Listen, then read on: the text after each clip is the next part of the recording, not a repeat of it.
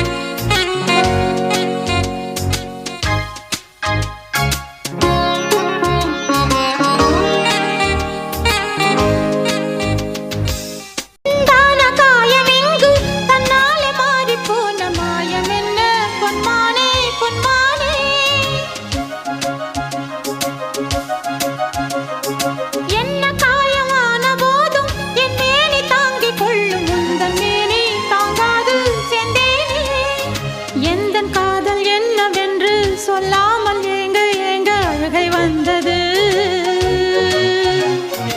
எந்தன் சோகம் உன்னை தாக்கும் என்றெண்ணும் போது வந்த அழுகை நின்றது.